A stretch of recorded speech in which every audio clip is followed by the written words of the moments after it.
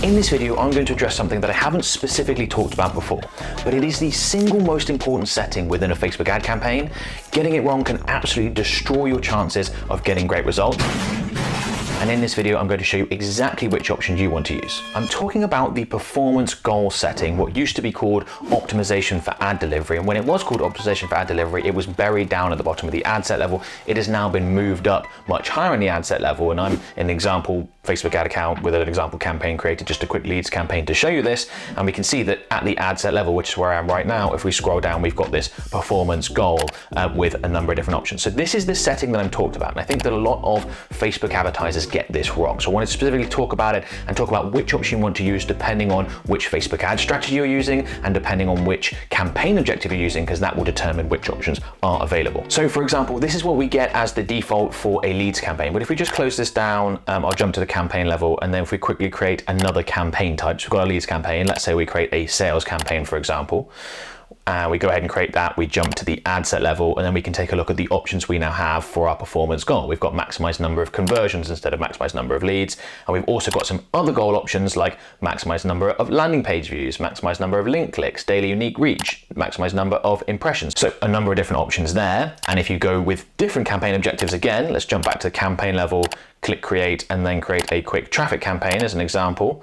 If I click continue on this, then click on the ad set level, scroll down to performance goal. We've got the default, which again has changed, maximize number of link clicks, and we've also got some different default options, maximize number of landing page views, and then we've got some of the other goals in here as well. So the campaign objective that you select determines which options you see within the performance goal setting, different options for different campaign objectives. But what actually is the performance goal? What does it mean? Why is it so important?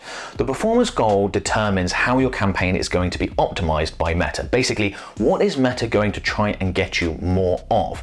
And that might sound like something relatively small, but it is absolutely huge. The effect of this cannot be underestimated, and I'll explain why. So I've jumped back over to the sales campaign. I'm in the sales ad set to demonstrate this because it's a really powerful way of showing this. The default here is maximize number of conversions. Now, assuming you've got the Facebook pixel installed in your website, you're tracking people that go through to your website and purchase. By maximizing the number of conversions, you're basically saying to Meta, I want to get as many of those conversions, in that case purchases, but it could be other types of conversions, as possible. So put my ads in front of people that are most likely to convert. I want as many conversions for my budget as we can get. If, however, I was to change this for maximize number of conversions and click into the other goals and say, for example, go with maximize number of link clicks, then instead, Meta is going to put our ads in front of people that are most likely to click. Now, you might be thinking, well, surely the people that are most likely to click are also the ones that are most likely to convert, because why would anyone click on an ad unless they're interested? And there is logic to that statement, but that is absolutely not how this plays out in real life. Meta is really good at finding people that are likely to take certain actions over others. If you go with maximize number of link clicks, Meta is going to find people that are very clicky, that click on things. It might be accidentally, by the way, and therefore they're going to put ads in front of them, and the Meta machine learning process will be like, great, we got the advertiser what they wanted, which was lots of link clicks. Whether they go on to convert or not just doesn't matter. We've achieved the objective. That's why it's so much more important in this scenario to go with conversions. And this data is a little bit old. I imagine it's even more of an impact now, but I was talking to a Meta rep who said that on average, if you optimize for conversions over optimizing for link clicks, you get 74% more conversions using the same budget. So who wouldn't want 74% better results? That's massive. That's the difference between a campaign being profitable and not profitable, a campaign being scalable and not scalable. It could be business changing. You absolutely want to go with the right option when it comes to performance goal, which when you're running a sales campaign is almost certainly going to be maximize number of conversions, or at least it's definitely not going to be maximize link clicks. And the effect of selecting the right performance goal can be broken down even more specifically. So if you run a split test where you run a campaign that is maximizing number of landing page views versus maximizing number of link clicks, you will see, very interestingly, very different results, because there are lots of people that will click that perhaps won't be bothered to wait for the landing page to load. Or they're just the type of person that, is big thumbed and clicks on things accidentally all the time. There are those people out there. So when that happens, the Meta machine learning process will go, aha, we got the click. Whether the landing page loaded or not, we got the click. We've achieved our objective. We did it! We did it! No! We did it! We did it! Whereas if you go with maximize number of landing page views, they will only register a goal being met if someone does wait for the landing page to load.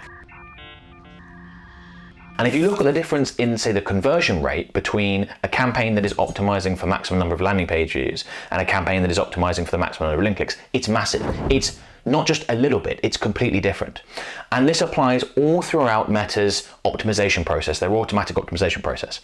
If you optimize for people for the add to cart conversion event versus optimizing for the purchase conversion event, you will get a lot more add to carts, but probably significantly less purchases optimizing for add to cart, because again, somehow Meta is really good at finding people that love to add things to cart, but don't actually go ahead and purchase.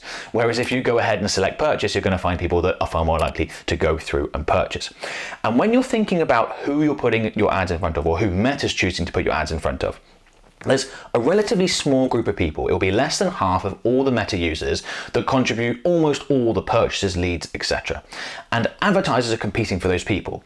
If at any point you allow Meta to put your ads not in front of that group, but in front of the other group that don't really purchase, don't really become leads, they will do it because they've obviously got all this ad inventory to fill with those people, even though they very rarely take those actions. So by optimizing for link clicks or landing page views or anything that isn't the thing that you really want, your ads are going to be put in front of those other people that are far less expensive to reach and that Meta wants, it has all this ad inventory to fill, even though they're far less likely to convert. Okay, so hopefully I've sort of hammered that point home to death, that you need to get this right and you need to optimize for what it is that you want. Now, that doesn't mean you always want to go with maximize number of conversions, which might sound a little bit strange given what I've just spent the last few minutes talking about, but it'll make more sense in a second when I show you which performance goal you want to use depending on which strategy you're using, because it does want to differ, and that's really, really important. But before we do that, I just want to quickly let you know about our done for you Facebook and Instagram advertising services. And if you want results like this or like this, there's a link in the description. You can click on that and book in a call with one of my team members. So let's start by talking about the Facebook advertising strategy that we use most often, and that's simply called direct to offer, which is just directly advertising your products or services looking to generate leads or sales. Now, if you're in that situation and you're running a leads campaign, you're directly advertising your services, perhaps with a free consultation, free quote, free survey, something like that, then you'll be in a leads campaign. We've got our leads ad set. We click into edit in the ad set, and the default performance goal here is maximize number of leads. And if we click on this option, we can also say maximize number of conversion leads. That will depend on how your tracking and your CRM is set up in with your Facebook ad account. It's kind of a different topic. Some advertisers will be able to use this, and if you can, go ahead and do it. But the vast majority will be going with maximize number of leads, and that's absolutely fine. You can go with the default. If you're using the direct to offer strategy and you are running a sales campaign, if we close this down, let's say you're looking to directly generate purchases from your website, for example, you're an e-commerce store or you sell online courses or something like that. If we jump into the sales ad set, we'll see that the performance goal default is set to maximize number of conversions. When we click on here, I certainly wouldn't recommend you use any of these other goals. So don't use link clicks, don't use daily unique reach, impressions, anything like that. What you might want to do is switch to maximize value of conversions. Now, I can't do this. You can see it's grayed out in this ad account because this is just an example ad account. We don't have all the appropriate tracking set up. But let's say, for example, you've got your Facebook pixel integrated with a Shopify store. What you can do then is, this will happen automatically. The data from that Shopify store will be fed back into your Facebook ad account, and it will not just include information around how many purchases were generated and how much each purchase cost you as an advertiser in terms of advertising cost. It'll also show you how much each one of those purchases was worth. And by selecting this option, then you are saying to Meta, not only do I want you to get me as many conversions as possible, so in this case as many purchases as possible, but I also want you to try and get me higher value purchases if you can. So we all know that if you've got an e-commerce store, some people are going to go ahead and buy $10 worth of products, and other people are going to go ahead and buy $500 worth of products. That information is really valuable, and by going with this second option, if it's an option to you, which I would recommend, what you'll often find is you'll generate less conversions, less purchases, but they'll be more valuable, and overall your overall return on ad spend will be better. So for most advertisers that can select maximize value of conversions instead of maximize number of conversions, I'd recommend switching over to that option when running a direct offer campaign using a sales campaign. Then we need to briefly touch on traffic. So if I just jump over to this traffic ad set, the default here is often going to be maximize number of link clicks. One of the reasons why that's the default is because if you can track landing page views, you can probably also track conversions, and therefore you want to be using a different different campaign objective. But if for whatever reason you are able to track landing page views, but not conversions, I would definitely go with that option over the maximize number of link clicks. Otherwise, I would go with maximize number of link clicks if you just basically can't track anything after they click on your ad. I would once again ignore the other goals. The reason why they've been put in a separate section. You can use them if you want to, but it's probably not going to get you the best results.